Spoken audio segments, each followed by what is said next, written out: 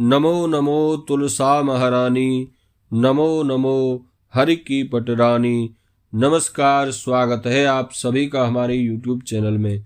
आज सफला एकादशी द्वादशी पारणा के समय सुने माँ तुलसी की कथा।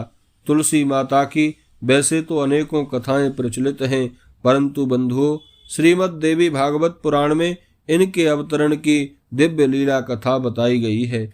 एक बार भगवान शिव ने अपने तेज को समुद्र में फेंक दिया था।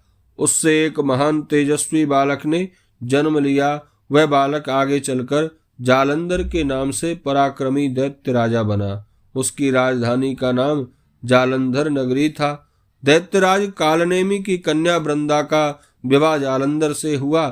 जालंधर महाराक्षस था। वह अपनी सत्ता के मद में चूर माता लक्ष्मी को पाने के लिए भगवान विष्णु से युद्ध करने लगा, परंतु समुद्र से ही उत्पन्न होने के कारण माता लक्ष्मी ने उसे अपने भाई के रूप में स्वीकार किया। वहां से पराजित होकर वह देवी पार्वती को पाने की लालसा से कैलाश पर्वत पर गया। भगवान देवादिदेव शिव का ही रूप धरकर माता पार्वती के समीप गया, परंतु माता ने अपने योग बल से तुरंत पहचान लिया तथा वहां से अंतर ध्यान हो गई।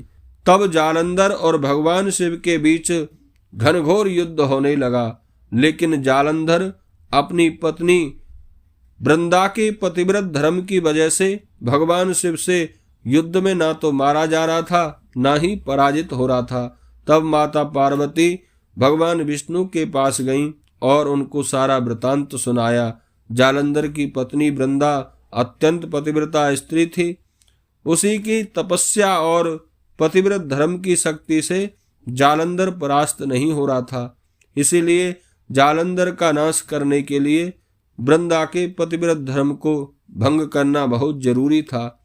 इसी कारण भगवान विष्णु ऋषि का वेश धारण कर वन में जा पहुंचे, जहां वृंदा अकेली भ्रमण कर रही थी। भगवान के साथ दो मायावी राक्षस भी थे। उन्हें देखकर वृंदा भयभीत हो गई। ऋषि ने वृंदा के सामने पल में दोनों को भस्म कर दिया। उनकी शक्ति देखकर वृंदा ने कैलाश पर्वत पर महादेव जी के साथ युद्ध कर रहे अपने पति जालंधर के बारे में पूछा। ऋषि ने अपने माया जाल से दो बानर प्रकट किए। एक बानर के हाथ में जालंधर का सिर था तथा दूसरे के हाथ में धड़। अपने पति की यह दशा देखकर वह मूर्छित हो गई। वृंदा होश में आने पर उन्होंने ऋषि रूपी भगवान से विनती की कि वह उसके पति को जीवित कर दें। भगवान ने अपनी माया से पुनः जालंधर का सिर धड़ से जोड़ दिया, परंतु स्वयं भी उसी शरीर में प्रवेश कर गए। वृंदा को इस छल का जरा भी आभास नहीं हुआ। जालंधर बने भगवान के साथ वृंदा पतिव्रता का व्यवहार करने लगी, जिससे उसका अस्तित्व भंग हो गया। ऐसा होते ही वृंदा का पति जालंधर युद्ध में हार गया। इस सारी लीला का जब वृंदा को पता चला तो उसने क्रोधित होकर भगवान विष्णु को शिला होने का श्राप दे दिया तथा स्वयं सती हो गई। जहाँ वृंदा भस्म हुई वहां तुलसी का पौधा उगा। भगवान विष्णु ने वृंदा से कहा, हे वृंदा, तुम अपने अस्तित्व के कारण मुझे लक्ष्मी जी से भी अधिक प्रिय हो।